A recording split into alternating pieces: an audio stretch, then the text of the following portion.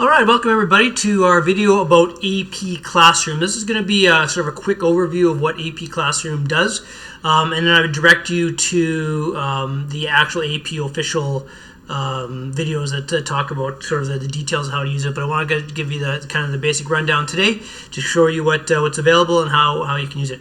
So first of all, I have because I teach both AP CSA and AP CS principles. Once I've logged in, this sort of leaping off point is for me, so you can see I can choose from CSA or CSP. They really kind of work the same. The biggest difference is because CSA has both written response and multiple choice questions. When you're working with their question bank, you have different options for what you can choose from. I'm just going to show you what it looks like under computer science principles for the moment.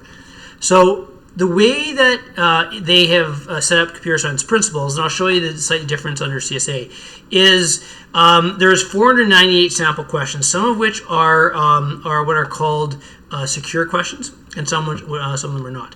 So there are a bunch of different ways you can filter. So for example, what you want to do is say, I want to filter by a particular specific topic, 1.1, 1.2, so those numbers gel with the big ideas. Or you can just kind of go with big idea. So if you want to know like different parts of the big idea, you can say, okay, I want to find questions that are just related to impact of computing. So I can go back down to wherever the beginning of impact of computing is, and I can say I want all those questions. And then I click off the filter, and you'll see now I'm down to 76 questions that are there.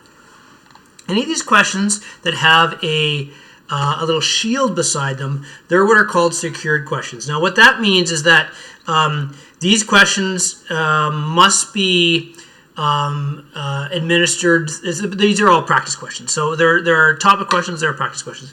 But these questions are all administered through what's called a secured browser. So if there's a shield, you actually have to get the students to download a secured internet browser. It forces them to lock their internet down and also make sure that these are questions that they can't easily share. So all the other ones that don't have a shield means you can print those. You're still supposed to keep them within your AP classroom, like within your classroom with your students, but you don't need to have a secured browser. It's much easier for students to share them. But essentially what you can do is you can create a class, you can create a section, you can add. So this is going to tell me I need a new quiz, so I'm just going to do sample quiz and hit create quiz. And then I can go back to those questions, wherever I was, browse questions, I guess it was, and just start add whatever questions I want based on whatever things, filters you want. The one that you should be aware of is there is what's called an exam alignment, which is a high or partial. Because CS principles updated, actually both curriculums updated recently in the last couple of years, I tend to only use the high alignment questions. So if I click on that, you'll see again it'll reduce even further how many questions are available for you. You see the 70 or 76, so still quite a few. So that's what it looks like in this. Basically, just create multiple choice. If I go all the way back to CSA, there is a couple additional complexities in here because you can now have what are called free response questions. So if I look at question type and choose free response questions, these are the written coding questions, for example, then you can choose one or the other or both. Usually what I do is I'll do like multiple choice practice tests only, separate from a free response test only, because that also mirrors how the real exam works. But the other thing you can do is once you create your quiz in here, you can actually give the students the option of marking their own. With the multiple choice, you have an option of having an auto mark and return. With free response questions, there's no auto marking, but what you can do is you could provide the students their a marking scheme, and they can go through the marking scheme and self-mark themselves, and you can use that in whatever formative way you want to use it. So that's what I want to show you sort of through AP Classroom. Once you've got, I'm not going to go to my results because you'll see students' names, but essentially you can the assessments allow you to set timing of when these are going to be released, how long they're available, etc. So if you're going to treat them like a real test, you can do it that way. If you're going to treat them just as something formative, you can do that.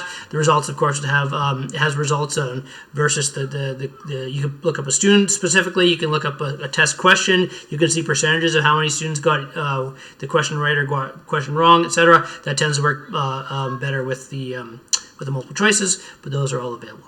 So that's kind of, again, the super brief overview of what AP Classroom is. You also can find, once you're through here, if I go back to my home, there is also links to the unit. So I'm in Computer Science A. So Computer Science A has clear units, and I think I mentioned in one of my other presentations that there are daily videos that can help you as a teacher, or more likely I would use them as a review if I want students to review particular things. And so there's all the different units for CSA. If I repeat that for CS Principles, they aren't clear units, but there are the big ideas. And so if you go into big idea, you can see there are daily videos for that as well.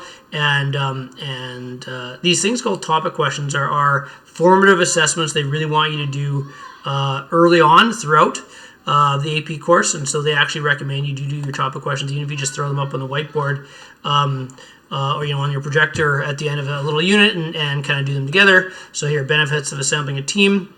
And there is a sample question that you can work your way through the kids with the kids. So those are there, or of course you can add them as part of a test or a quiz. All right, that's it for this video. Short and sweet. Thanks everybody. Bye bye.